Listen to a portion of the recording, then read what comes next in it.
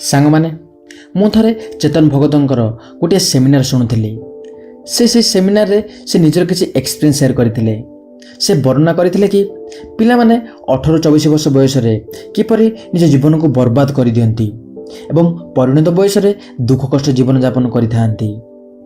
ମୁଁ ସେହି ବିଷୟକୁ କହିବା ପାଇଁ ଯାଉଛି। ତା ସହିତ 18-24 ବର୍ଷ ବୟସର ପିଲାମାନେ କ'ଣ କରିବା ଉଚିତ ତାହା ବିଷୟରେ ମଧ୍ୟ କହିବି। ସେମାନେ 18-24 ବର୍ଷ ବୟସରେ ଏମିତି କ'ଣ କରିବା ଦ୍ୱାରା ପରିଣତ ବୟସରେ ଖୁସିରେ ରହିପାରିବେ ତାହା ବି କହିବି। ଆଶା କରୁଛି ସାଙ୍ଗମାନେ ଏହି ଛୋଟିଆ ଭିଡ଼ିଓଟି ନିଶ୍ଚିତ ଭାବରେ ଆପଣମାନଙ୍କୁ ପସନ୍ଦ ଆସିବ। ସାଙ୍ଗମାନେ, ଯବାନ ବୟସ ସତରେ ବହୁତ ମଜା ଦିଏ।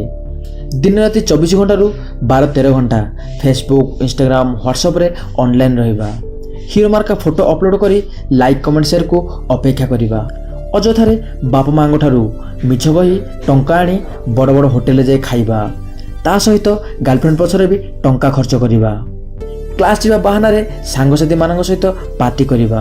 ଅଧିକାଂଶ 18-24 ବର୍ଷ ବୟସର ପିଲାମାନେ ଏମିତି ହିଁ କରିଥାନ୍ତି ନା?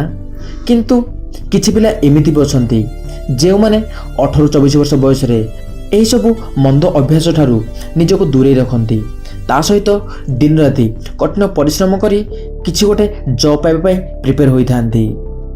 ତା ସହିତ ଭଲ ଭଲ ବହି ପଢ଼ି ନିଜର ନଲେଜ ମଧ୍ୟ ଗେନ୍ କରିଥାନ୍ତି। ଦେଖିବେ ସେହି ପିଲାମାନେ 24 ବର୍ଷ ପରେ ଯେକୌଣସି ଗଭର୍ଣ୍ଣମେଣ୍ଟ ସେକ୍ଟର ହେଉ या फिर ପ୍ରାଇଭେଟ୍ ସେକ୍ଟରରେ ହେଉ ଗୋଟିଏ ଜବ୍ ପାଇଯିବେ ଏବଂ ଭଲ ଟଙ୍କା ବି ଇନକମ୍ କରିବେ। ତା ସହିତ ସେମାନେ ନିଜ ପରିବାରକୁ ମଧ୍ୟ ଖୁସି ରଖିପାରୁଥିବେ।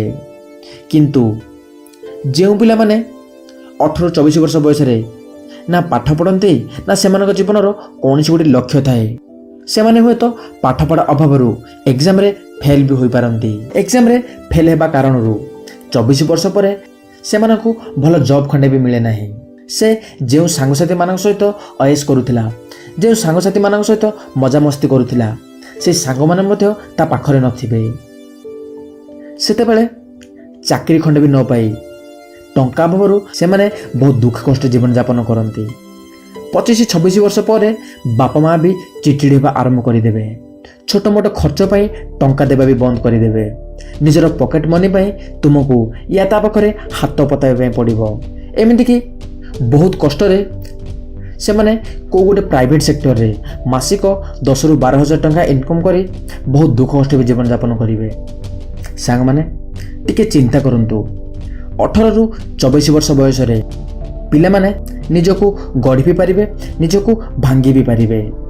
ଯେଉଁ ପିଲାମାନେ 8-10 ଘଣ୍ଟା ପାଠ ପଢ଼ି ଭଲ ଚାକିରିଟିଏ କରି ମାସକୁ 40,000-50 ହଜାର ଟଙ୍କା ଇନକମ୍ କରି ନିଜର ବାକି ସମୟକୁ ଉପଭୋଗ କରୁଥିବେ, ସେହି ସ୍ଥଳରେ 18-24 ବର୍ଷ ବୟସରେ ଯେଉଁମାନେ ନିଜ ସମୟକୁ ବର୍ବାଦ କରିଦିଅନ୍ତି ସେମାନେ ବହୁତ ଦୁଃଖ କଷ୍ଟ ଜୀବନଯାପନ କରୁଥିବେ।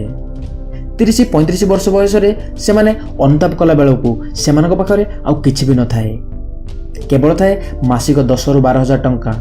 ସେମାନେ ଚାହିଁଲେ ବି ନିଜ ସ୍ତ୍ରୀ ପାଇଁ ଭଲ ଶାଢ଼ୀ ଖଣ୍ଡେ ବି ଆଣିପାରୁନଥିବେ, ସେମାନଙ୍କ ଛୁଆ ପିଲାକୁ ମଧ୍ୟ ଭଲ ସ୍କୁଲରେ ବି ପଢ଼ାଇ ପାରୁନଥିବେ। ସେତେବେଳକୁ ଅନୁତାପ କଲା ବେଳକୁ ସେମାନଙ୍କ ପାଖରେ ଆଉ କିଛି ବି ନଥାଏ। ଆପଣମାନେ ଟିକେ ଚିନ୍ତା କରନ୍ତୁ। 18-24 ବର୍ଷ ବୟସରେ କଠିନ ପରିଶ୍ରମ କରି ନିଜ ଜୀବନର ଲକ୍ଷ୍ୟକୁ ହାସଲ କରିବା, ତା ସହିତ ଭଲ ଗୋଟେ ବିଜନେସ୍ କରିବା या फिर ଭଲ ଗୋଟେ ଜବ୍ କରି ବାକି ସାରା ଜୀବନ ତକ ଶାନ୍ତିରେ ଅତିବାହିତ କରିବା ଭଲ, या फिर 18-24 ବର୍ଷ ବୟସରେ ନିଜ ଜୀବନକୁ ଉପଭୋଗ କରି ବାକି ସାରା ଜୀବନ ତକ ଦୁଃଖ କଷ୍ଟ କାଟିବା ଭଲ? ଆପଣଙ୍କ ପରିଣତ ବୟସରେ ଫେସବୁକ୍ରେ ଥିବା ହିରୋ ମାର୍କା ଫଟୋ ଆପଣଙ୍କୁ ଟଙ୍କା ଇନକମ୍ କରିଦେବ ନାହିଁ। ତୁମର କଠିନ ପରିଶ୍ରମ ହିଁ ତୁମକୁ ଭବିଷ୍ୟତ ଟଙ୍କା ଇନକମ୍ କରିଦେବ। ସେଥିପାଇଁ ସାଙ୍ଗମାନେ, ବୟସ ଥାଉ ଥାଉ ସୁଧୁରି ଯାଆନ୍ତୁ ଏବଂ ଏହିସବୁ ୟୁଜଫୁଲ୍ କଥାଗୁଡ଼ିକୁ ନିଜ ମାଇଣ୍ଡରେ ଭର୍ତ୍ତି କରିଦିଅନ୍ତୁ। ନମ୍ବର 1, ଖରାପ ଅଭ୍ୟାସଠାରୁ ଦୂରେଇ ରୁହନ୍ତୁ। ସାଙ୍ଗମାନେ, ହୁଏତ କଲେଜ ପଢ଼ୁଥିବା ସମୟରେ କିଛି ଅସଙ୍ଗତ ସାଙ୍ଗମାନଙ୍କ ସ୍ପର୍ଶରେ ଆସି ଆପଣ କିଛି ଖରାପ ଅଭ୍ୟାସକୁ ଆପଣ ନେଇଥିବେ, ତାହା ତୁରନ୍ତ ତ୍ୟାଗ କରିଦିଅନ୍ତୁ।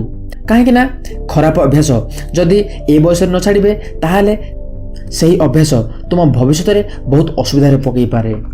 ଯେମିତିକି ଆପଣ ଯାହା ବି କିଛି ଟଙ୍କା ଇନକମ୍ କରୁଥିବେ ସେହି ମନ୍ଦ ଅଭ୍ୟାସରେ ଖର୍ଚ୍ଚ ହୋଇଯାଉଥିବ।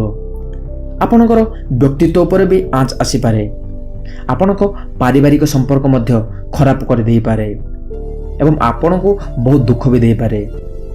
ଗୋଟିଏ ପଟେ ଯେଉଁ ବୟସରେ ଆମ ପାଖରେ ଟଙ୍କାର ଅଭାବ ଥାଏ ସେହି ବୟସରେ ଏହିସବୁ ଖରାପ କାମରେ ଟଙ୍କାକୁ ବର୍ବାଦ କରିଦେଲେ ଆମେ ଆମ ଜୀବନରେ କେବେ ବି ଆଗକୁ ଯାଇପାରିବା ନାହିଁ। ନମ୍ବର 2, ଉଚିତ ଲକ୍ଷ୍ୟ ନିର୍ଣ୍ଣୟ କରିବା। ସାଙ୍ଗମାନେ, ଲକ୍ଷ୍ୟହୀନ ଜୀବନ ବ୍ୟର୍ଥ ହୋଇଥାଏ। ଯଦି ଆପଣ ଗୋଟିଏ ବାଇକ୍ ନେଇ ନୂଆ ସହରକୁ ଚାଲି ଯାଆନ୍ତି କିନ୍ତୁ କେଉଁଠାକୁ ଯିବେ ଆପଣଙ୍କୁ ଜଣା ନାହିଁ, ତେବେ ଆପଣ ନିଶ୍ଚିତ ଭାବରେ ନୂଆ ସହରରେ ନିଶ୍ଚୟ ହଜିଯିବେ। ଯଦି ଆପଣଙ୍କର କିଛି ଗୋଟେ ଲକ୍ଷ୍ୟ ଥିବ, ଯେଉଁ ସ୍ଥାନକୁ ପହଞ୍ଚିବେ ସେହି ସ୍ଥାନ ଆପଣଙ୍କୁ ଜଣାଥିବ, ତେବେ ଆପଣ କମ୍ ସମୟ ମଧ୍ୟରେ ସେହି ସ୍ଥାନକୁ ପହଞ୍ଚିଯିବେ। ସେହିପରି 18-24 ବର୍ଷ ବୟସରେ ପିଲାମାନଙ୍କର ମଧ୍ୟ କିଛି ଗୋଟେ ଲକ୍ଷ୍ୟ ରହିବା ଆବଶ୍ୟକ। ଯଦି ସେମାନଙ୍କର ଲକ୍ଷ୍ୟ ରଖିବେ ନାହିଁ ତାହେଲେ ସେମାନଙ୍କ ଭବିଷ୍ୟତ ଅନ୍ଧକାର ହୋଇଯାଏ। ସେଥିପାଇଁ ବୟସ ଥାଉ ଥାଉ କିଛି ଗୋଟେ ଉଚିତ ଲକ୍ଷ୍ୟ ନିର୍ଣ୍ଣୟ କରିନିଅନ୍ତୁ ଏବଂ ଲକ୍ଷ୍ୟ ପୂରଣ କରିବା ପାଇଁ କଠିନ ପରିଶ୍ରମ କରିବାରେ ଲାଗନ୍ତୁ। ଦେଖିବେ ଆପଣଙ୍କ ଭବିଷ୍ୟତ ମଧ୍ୟ ଉଜ୍ଜଳମୟ ହୋଇଯିବ। ନମ୍ବର 3, ଧୀର ପାଣି ପଥର କାଟେ। ସାଙ୍ଗମାନେ, 18-24 ବର୍ଷ ବୟସରେ ଆମମାନଙ୍କର ମାଇଣ୍ଡ ବିଚଳିତ ହେବାରେ ଲାଗିଥାଏ। ଆମକୁ ଏମିତି ଲାଗେ ଆମେ ଯାହା ଭାବୁଛୁ ତାହା ହେଇଯାଉ, ଆମେ ଯାହା ଭାବିଥାଉ ତାହା ସଙ୍ଗେ ସଙ୍ଗେ ହେଇଯାଉ। ଯେମିତିକି ରାତାରାତି କୋଟିପତି ହେଇଯିବାର ଚିନ୍ତାଧାରା, ଯାହାଫଳରେ ପିଲାମାନେ ଚୋରି ଡକାୟତ ପରି ଖରାପ କାମ କରିବାକୁ ମଧ୍ୟ ପଛଘୁଞ୍ଚା ଦିଅନ୍ତି ନାହିଁ। ଆମେ ସମସ୍ତେ ପିଲାବେଳେ ଠେକୁଆ ଓ କଇଁଚର ଗପ ନିଶ୍ଚିତ ଭାବରେ ଶୁଣିଥିବା। ସେଥିରୁ ଆମକୁ ଶିକ୍ଷା ମିଳେ ଯେ slow and study win the race. ଅର୍ଥ ହେଉଛି ଧୀରେ ଧୀରେ ଆମେ ଲକ୍ଷ୍ୟ ଆଡ଼କୁ ଆଗେଇ ଗଲେ ହିଁ ଆମେ ଆମ ଲକ୍ଷ୍ୟସ୍ଥଳରେ ପହଞ୍ଚି ପାରିବା। ନମ୍ବର 4, ସମସ୍ତଙ୍କୁ ଖୁସି କରିବାକୁ ଚେଷ୍ଟା କରନ୍ତୁ ନାହିଁ। ସାଙ୍ଗମାନେ, ଆଜିକାଲିର ଜେନେରେସନ୍ ବିଶେଷ କରି ସୋସାଇଟି ଉପରେ ଅଧିକ ନିର୍ଭରଶୀଳ ହୋଇଥାନ୍ତି। ନିଜ ଗୋଟିଏ ଫଟୋକୁ ଏଡିଟ୍ କରି ଫେସବୁକ୍ରେ ଅପଲୋଡ଼ କରନ୍ତି, ଲାଇକ୍ କମେଣ୍ଟକୁ ବାରମ୍ବାର ଚେକ୍ କରନ୍ତି, କାହିଁକିନା ସେମାନଙ୍କୁ ଲୋକମାନଙ୍କର ଲାଇକ୍ କମେଣ୍ଟର ଆବଶ୍ୟକତା ରହିଛି। ଏହାର ଅର୍ଥ ହେଉଛି ଆଜିକାଲିର ମଣିଷ ନିଜକୁ ଏମିତି ଗଢ଼ିବାରେ ଲାଗିଛି ଏ ସୋସାଇଟି ଯେମିତି ପସନ୍ଦ କରିବ। ଏମିତି କରିବା ଦ୍ୱାରା ସେମାନେ ନିଜର କନଫିଡେନ୍ସ କମାଇଥାନ୍ତି, ତା ସହିତ ଅଧିକ ଷ୍ଟ୍ରେସ୍ରେ ମଧ୍ୟ ରହିଥାନ୍ତି।